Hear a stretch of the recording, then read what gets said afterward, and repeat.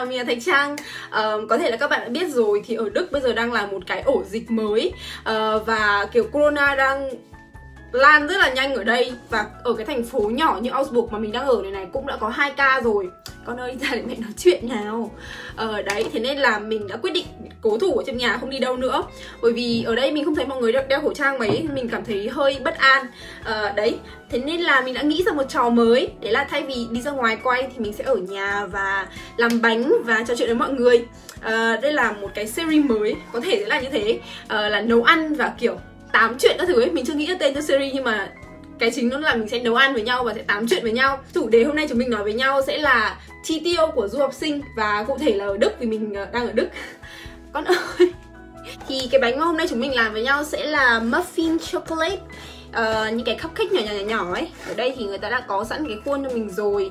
Mình sẽ phải trộn cái bột này lên và cho vào lò nướng thôi. Nói chung là đơn giản lắm. Tại vì mình không thể multitask được, mình không thể làm nhiều việc cùng một lúc được. Thế nên là mình phải, nếu mình nói thì mình sẽ phải chọn cái đồ gì mà dễ làm thôi. Mình không thể nấu ăn phức tạp như anh Dino được.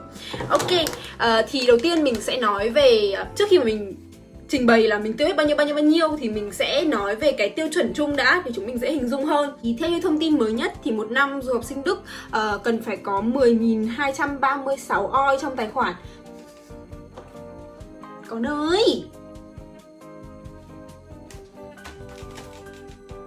chúng mình tính ra là một năm là 10.236 thì một tháng sẽ là 853 oi một tháng, là cái số tiền max mà chúng mình có thể tiêu trong một tháng để duy trì cái sự sống của chúng mình ở đây. Đấy, thì cái tiêu chuẩn là như thế, nhưng mà tiêu nhiều hơn hay tiêu ít hơn nó là do cái cách chi tiêu của mỗi người thôi. Còn một cái thứ hai mà mọi người cũng rất là hay hỏi mình, đấy chính là một oi thì bằng bao nhiêu Việt Nam đồng. Cái này thì có trên Google hết, thế nhưng mà mình sẽ tra Google hộ các bạn. Thì một oi hôm nay là bằng tầm 26.000 Việt Nam đồng. Thì đấy, trong video này thì mình sẽ nói rất nhiều đến kiểu cái này bao nhiêu tiền, cái kia bao nhiêu tiền ấy. Thế nên là mình sẽ nói bằng tiền oi. Thế nhưng mà các bạn có thể lấy máy tính ra để ngồi tính luôn ngay lập tức. Kiểu mình cứ nhân lên, một oi bằng 26.000 thì 2 oi 26 nhân 2, 4 oi 26 nhân 4, cứ như thế mà nhân lên thôi.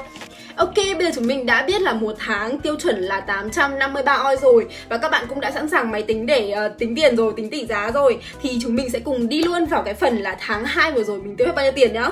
Ở đây thì mình đã chia nó thành 2 phần. Những cái mục chi tiêu của mình chia thành 2 phần chính. Phần thứ nhất là phần cần chi và phần thứ hai là phần muốn chi. Cần chi tức là những cái khoản không chi không được, nếu mà không chi thì không sống được, như kiểu là nhà cửa này, đồ ăn này, các thứ đấy. Còn muốn chi tức là những cái thứ mà mình tiêu để mình hưởng thụ cuộc sống. Ví dụ như là mua quần áo, đi du lịch, nuôi chó mèo. Đấy.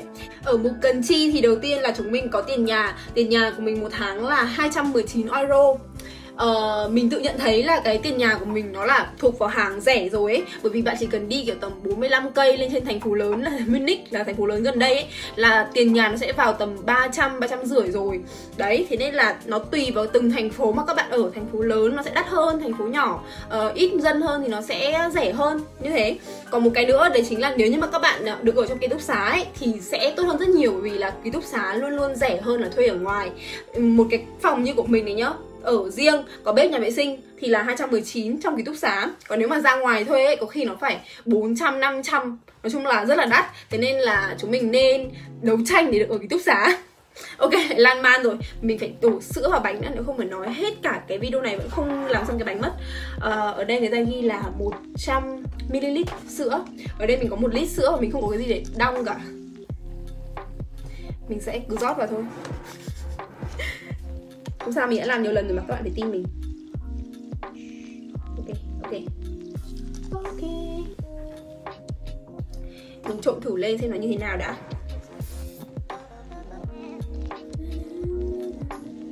Trộn đều đi. Ôi trời ơi, mùi sô-cô-la thơm ơi là thơm luôn ý.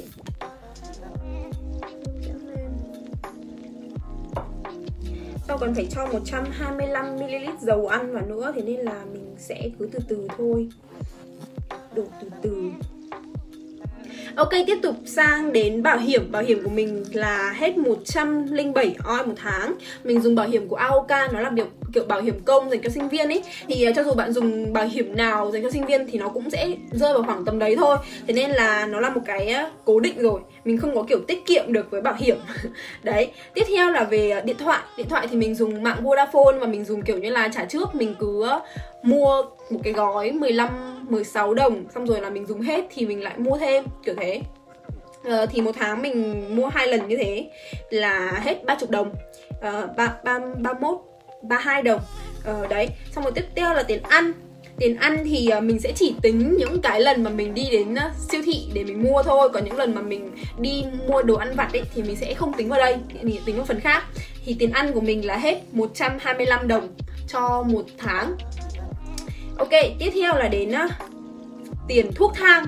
Bởi vì là tháng vừa rồi mình bị ốm, thế nên là cái tiền thuốc này không phải là tháng nào mình cũng đi mua thuốc, mà là tháng vừa rồi thôi là hết 17 đồng tiền thuốc thang vì mình bị ốm. Tiếp theo là tiền học. Đấy, tiền học cũng là một cái khoản không phải tháng nào cũng phải đóng. Tiền học này là đóng cho 6 tháng, đóng cho nửa năm luôn ấy. Thế nên là không thể tính là tháng này mình tiêu quá nhiều được, bởi vì là mình phải đóng tiền học. Đấy, thì tiền học của mình là 114 oi.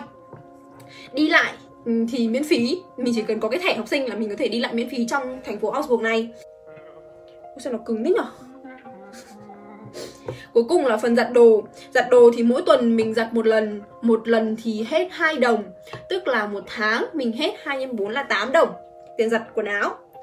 Đấy, thế thôi. Đấy là những cái khoản cần để có thể sống được. Bây giờ mình sẽ cộng chúng nó lại để xem là để mà tồn tại được thôi ấy, là chúng mình hết bao nhiêu tiền nhá. Xem nào.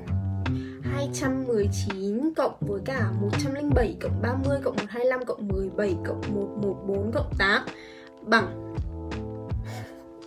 sao cứ nhiều nhở?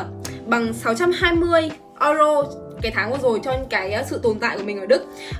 Nhưng mà mình có thể trừ đi cái khoản tiền học để tính ra được là một tháng bình thường thì cái khoản cần để sống của mình là bao nhiêu. Nó không nhiều đến 620 đâu. Thế nhưng mà so với tiêu chuẩn là 800 bao nhiêu đó, 800 bao nhiêu nhỉ? 853 thì mình vẫn ở dưới cái tiêu chuẩn đấy. Thì nó vẫn còn dư ra một cái khoản nhỏ. Đấy là cái khoản mà mình có thể dùng để tiết kiệm, hoặc là mình có thể chi vào cho cái nhu cầu cá nhân của mình, như là đi du lịch, mua quần áo, nuôi chó mèo, đi cà phê với bạn bè các thứ. Đó. Đợi được một tí, mình phải cho dầu vào đã. Cái này nó khô dã man luôn ý. Mình sẽ dùng dầu ăn bình thường thôi. Mình không biết là phải cho bao nhiêu nữa, nhưng mình thấy nó khô quá, mình sẽ cho rất nhiều dầu ăn vào đấy. Nidono trộn lên. Tiếp theo chúng mình sẽ sang đến phần muốn chi. Tức những cái khoản chi cho cái sự ham muốn của mình.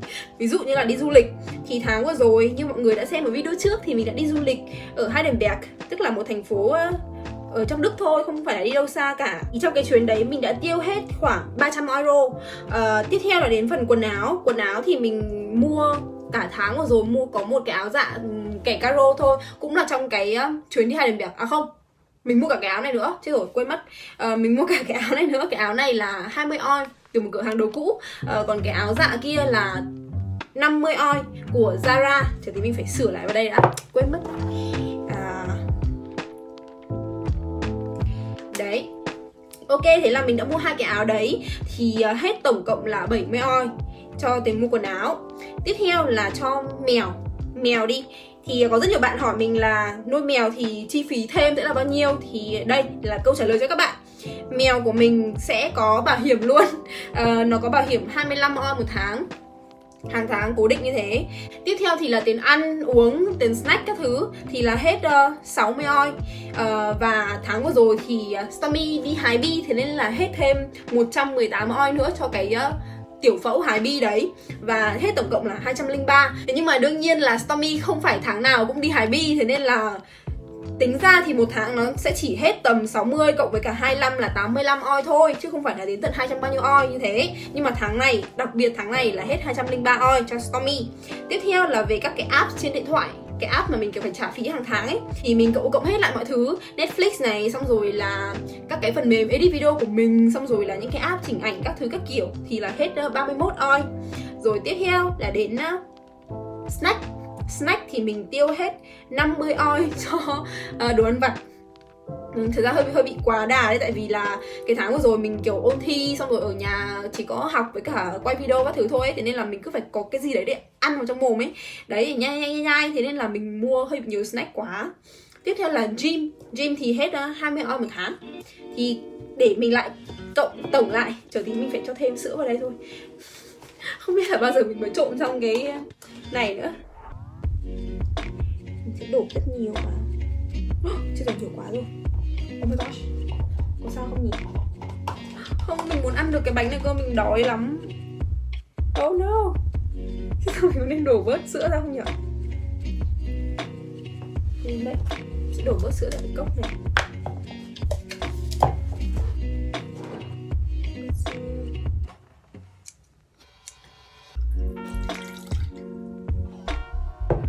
Messi.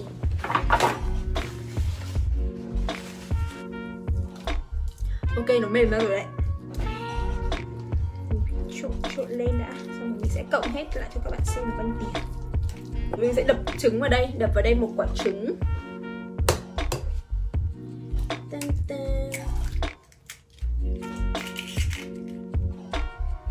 Ok. Xem nào. 300 cộng 70 cộng 203 cộng 31 cộng 50 cộng 20 bằng tháng vừa rồi mình đã tiêu cho những ham muốn sở thích của bản thân là 674 oi. Thì chúng mình có thể cộng nó với cái khoản cần chi để tính ra được là số tiền mình đã tiêu cho cái tháng vừa rồi. Tháng vừa rồi có 29 ngày thôi các bạn ạ, nó không phải là 31 ngày, nó chỉ có 29 ngày thôi mà mình đã tiêu hết bao nhiêu tiền ở đây. Mình đã tiêu hết 620 cộng với cả 674 là 1294 oi. Nhưng mà không phải, như đã nói là không phải tháng nào mình cũng đi du lịch, và không phải là tháng nào Stormy cũng đi hái bi, và không phải là tháng nào mình cũng phải đóng tiền học. Thế nên là cái tháng này nó là một cái tháng đặc biệt tốn nhiều tiền. Những tháng khác thì nó không như thế. Nếu mà chúng mình trừ những cái khoản mà đấy đi ấy, thì nó sẽ chỉ còn rơi vào khoảng 800 oi thì là bình thường, đúng không? Lưu ý một chút là mình không thể nào mà đại diện cho cái cách chi tiêu của toàn bộ du học sinh ở Đức được. Đấy chỉ là mình nêu ra những cái khoản chi tiêu của mình để mọi người có thể hình dung được rõ ràng hơn, thực tế hơn là sống ở Đức thì sẽ tiêu tầm hết bao nhiêu tiền. Thì cái phần mà mình nghĩ là quan trọng ấy là cái phần mà cần chi, cái phần mà mình nói về tiền nhà này, tiền bảo hiểm, tiền điện thoại, tiền ăn, tiền học, rồi là đi lại thì được miễn phí, xong rồi là giặt đồ các thứ ấy. Cái đấy là cái mà ai cũng làm. Còn cái phần muốn chi của mình ấy, cái phần mà mình nuôi thêm mèo, nuôi rồi đi du lịch các thứ thì nó là tùy ở mỗi người, và nó tùy cái sở thích cá nhân của mỗi người chi tiền vào cái gì. Thế nên là nó không thể nào áp dụng cho tất cả mọi người được. Đấy, thế nên là nó chỉ mang tính tham khảo thôi. Nhưng mà qua cái việc mà mình thống kê lại những gì mà mình đã tiêu ấy, thì mình có thể nhìn thấy được và tự rút ra được kinh nghiệm cho bản thân. Đấy là mình nên cắt giảm cái đoạn mua snack của mình lại, như thế là quá nhiều. Và mình đi du lịch cần phải có kế hoạch hơn, bởi vì là như các bạn biết, nếu các bạn ở Đức các bạn sẽ biết là đi Heidelberg thì cũng không có phải là cái nơi gì là đắt đỏ quá, mà mình tiêu hết 300 tức là sai rồi đấy, rất là sai rồi. Tại vì mình đi không có kế hoạch, và mình cũng kiểu đi với tâm lý là sinh nhật mình cứ tiêu tiền ấy, kiểu thế. Ok, xong phần chi, tiếp theo là mình sẽ nói đến phần thu. Nhưng mà trước khi mà nói đến phần thu thì mình sẽ phải tiếp tục với cái bánh của mình đã. Mình sẽ cho choco chips vào.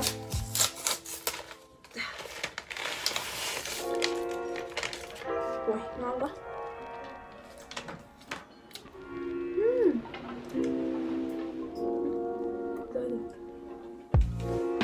Trộn với cả choco chips lên. Ôi mà từ đầu giờ mọi người không thấy là mình đang trộn cái gì nhỉ? Nhưng mà không sao, mình thấy được rồi, mình là người nấu mà.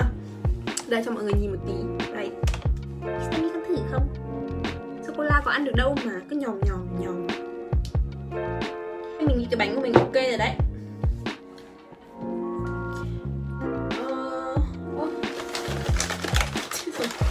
Mình vứt rác vào đây nhưng mình quên mất là mình không lấy cái cái cup của mình đâu rồi. Con mèo làm rơi xuống đất rồi.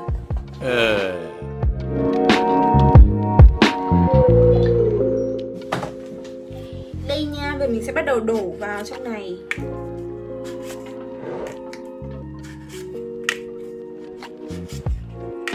Mình nghĩ là mình sẽ quay cho các bạn xem. Mình sẽ làm chắc là 12 cái à. đổ ra.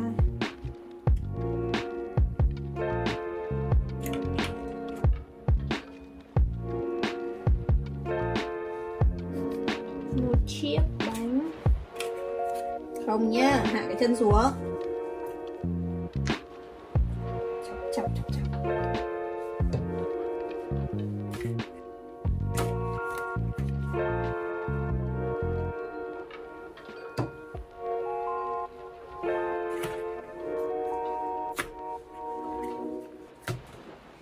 Chiếc bánh cuối cùng.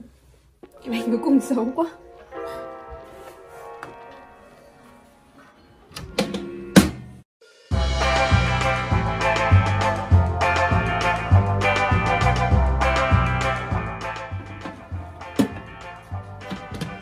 Ok, mình đã cho bánh vào trong lò rồi. Nhưng mà trong cái quá trình nướng có thể nó sẽ bắt cái tiếng của cái lò vào trong cái video này. Nó sẽ kiểu tách tách. Thì nếu các bạn nghe thấy cái tiếng đấy thì hãy thông cảm nha, chúng mình đang nướng bánh. Ok, tiếp theo mình nói đến đâu ấy nhỉ?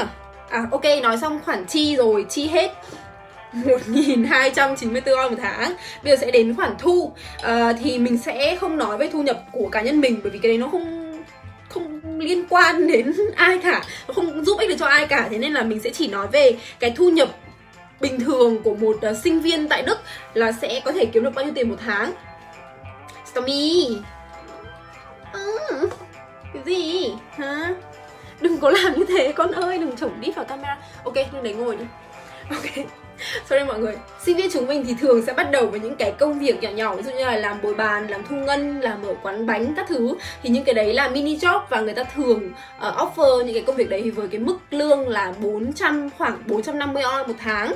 Và nếu mà mình làm dưới 450 euro thì mình sẽ không phải tính thuế vì mình là sinh viên. Còn nếu mà các bạn làm trên 450 euro thì các bạn sẽ phải nộp thuế. Và các bạn được làm tối đa là 20 giờ một tuần. Thế nhưng mà cái lương theo giờ ấy thì nó sẽ khác nhau ở từng thành phố và từng bang. Ở những cái thành phố nhỏ, những cái làng ấy thì cái mức lương nó sẽ rơi vào khoảng 7 euro đến 8 euro một giờ thôi. Thế nhưng mà nếu mà bạn đến thành phố lớn thì nó sẽ rơi vào khoảng 10 đến 12 euro một giờ. Nói chung là tùy nơi bạn sống. Như các bạn thấy, nếu như mà chúng mình có một công việc làm thêm và kiếm được tầm 450 euro một tháng thì chúng mình có thể chi trả được tiền nhà và tiền bảo hiểm. Đấy, tầm từng đấy. Còn lại những cái chi phí khác thì vẫn phải nhờ bố mẹ chu cấp, hoặc là mình có thể tự kiếm thêm bằng cách nào đó. Đối với mình thì cái việc mà bố mẹ có thể chu cấp được cho mình hay là việc mình có thể tự kiếm tiền thì nó đều tốt cả. Bởi vì là nếu mà bố mẹ có khả năng chu cấp được cho mình để mình đi học, mình tập trung học hành, mình tập trung phát triển bản thân thì còn gì bằng, đúng không? Nhưng mà nếu mà mình có phải tự kiếm tiền thêm một chút thì bản thân mình sẽ không chọn đi kiếm thêm một cái công việc bồi bàn hay là một cái công việc thu ngân một lần nữa. Trường hợp mình nói đến ở đây là các bạn đã có một công việc làm thêm rồi và cần tìm thêm một công việc thứ hai nha. Mình làm cái công việc đó, mình làm một công việc chân tay đó 12 đến 15 tiếng một tuần là đã quá đủ rồi. Cái số thời gian còn lại nếu mà có phải làm việc tiếp thì mình muốn làm ở một cái công việc nào đó mà nó kiểu liên quan đến cái ngành học của mình. Cho dù là nó sẽ phải yêu cầu mình nhiều thời gian hơn nhưng mà lại lương thấp hơn chẳng hạn, nhưng mà mình sẽ có được kinh nghiệm. Chứ mình không chỉ là kiểu đi bưng bê xong rồi là đi tính tiền. Mặc dù cái đấy nó cũng là một trải nghiệm, mình không nói là cái đấy là cái gì không tốt cả. Thế nhưng mà mình làm 12 tiếng một tuần là đủ rồi. Mình sẽ không chọn cái công việc thứ hai tiếp tục là cái công việc đó, mình sẽ chọn một cái trải nghiệm mới chứ, đúng không? Đấy, thì bánh xong rồi. Ôi nóng quá. Dun, dun. Nó xấu đau, xấu khổ luôn ý. Trời ơi, không biết là đã chín chưa. Không dính đũa nữa rồi, ok. Ăn được rồi đó. Trời ơi, xấu quá.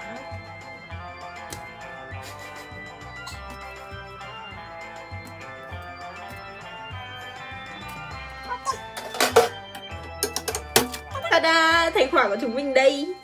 Trông cũng ổn phết đấy chứ. Mình sẽ ăn thử nhá. Nó còn nóng quá.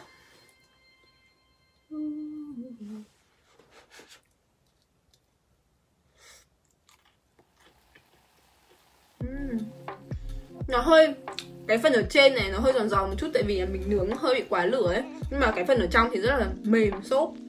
Mình bị đau răng mọi người ạ. Mình mọc răng số 8 nên tuần sau sẽ phải đi nhổ. Nhưng mà mình nói chuyện mình cũng hơi đau đau ấy. Không biết là mọi người có thấy mình nói hơi bị đớt không? Tại vì là mình cứ phải tránh không cắn vào cái chỗ đau của mình ấy. Thôi để đây đã. Đau răng quá. Tự nhiên ăn mình nhớ ra mình bị đau răng. Uống sữa vào. Tommy nó nhìn chằm chằm vào cốc sữa của mình, có mình đổ sữa ra luôn đi. Cái gì? Alo, ra đây cho uống sữa này. Tommy.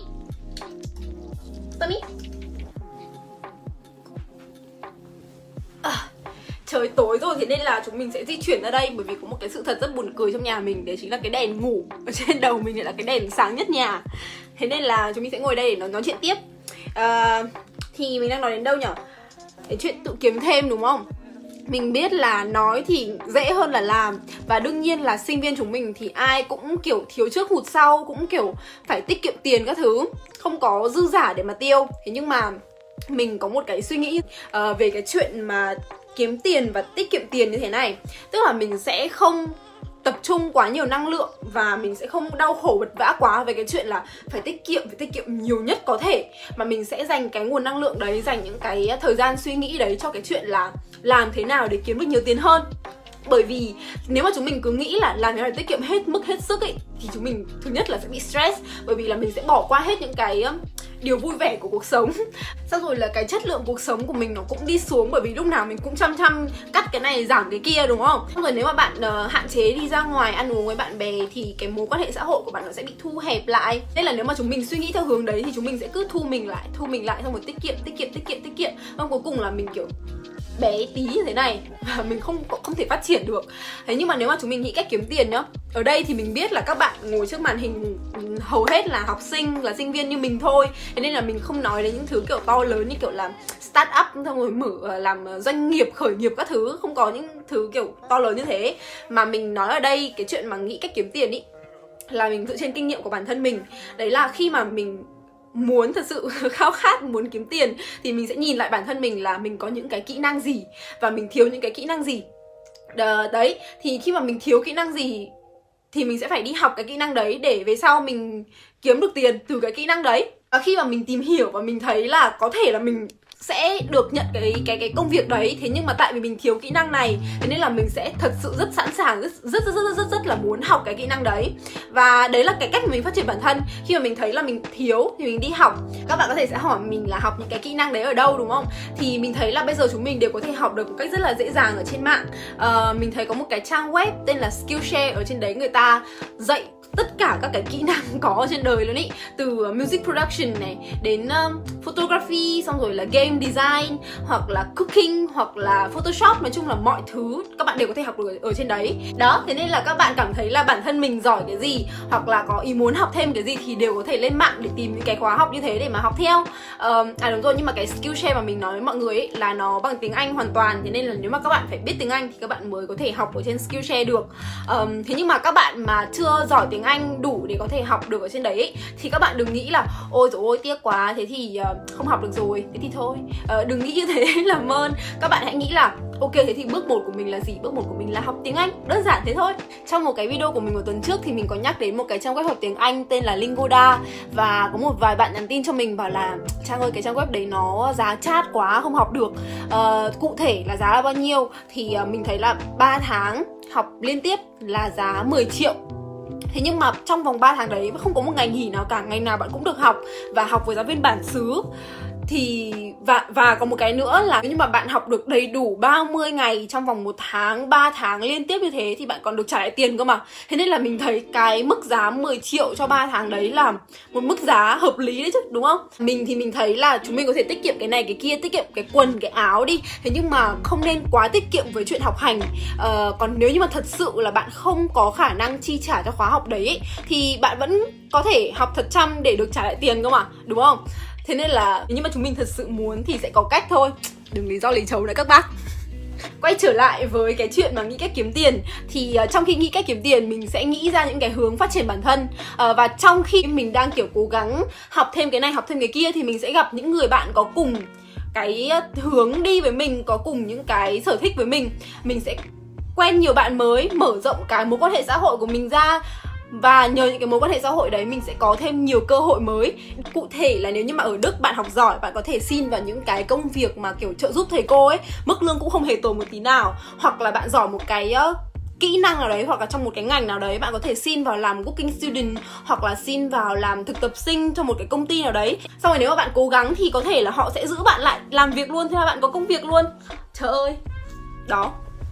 Nhân tiện đây thì mình cũng muốn nhờ các bạn, bạn nào có khả năng thì hãy đóng góp sub cho video của mình bằng tiếng Anh hay là bất cứ thứ tiếng nào mà các bạn biết. Bạn có thể chọn dịch bất kỳ video nào trên kênh YouTube của mình, và nếu như mà cái bản dịch đó của bạn được chọn làm bản dịch chính thức cho cái video đó thì mình sẽ để credit của các bạn ở dưới phần mô tả và mình sẽ liên hệ với các bạn để cảm ơn.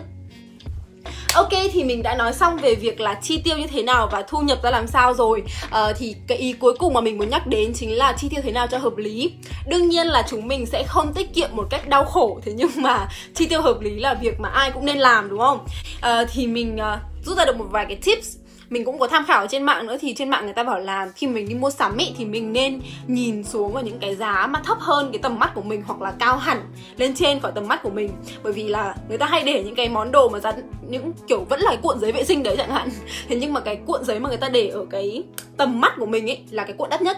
Còn nếu mà nhìn xuống dưới hay nhìn lên trên thì đều sẽ thấy những cái sản phẩm tương tự với giá rẻ hơn. Đấy.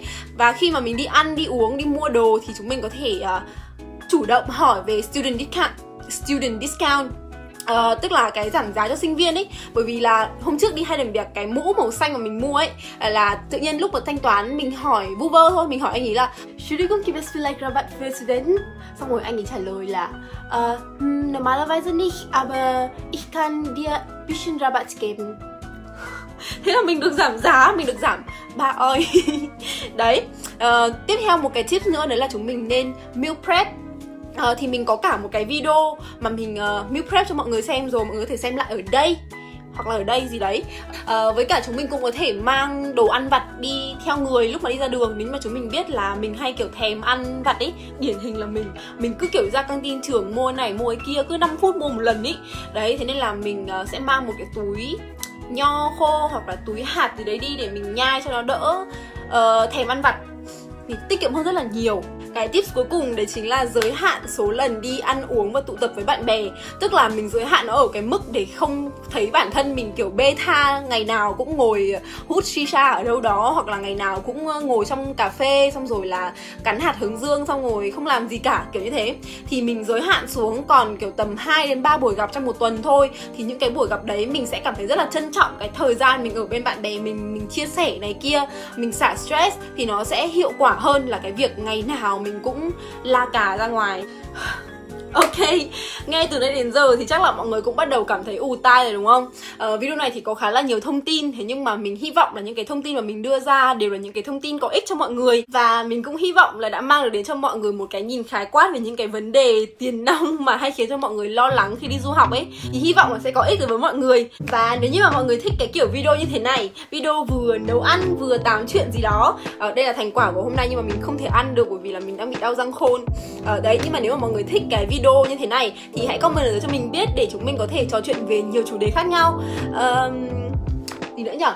Đúng rồi, nhớ đóng góp sub cho video của mình nếu như có thể nha. Cảm ơn rất nhiều vì đã ngồi nghe mình trò chuyện ngày hôm nay và hẹn gặp lại vào tuần sau. Bye!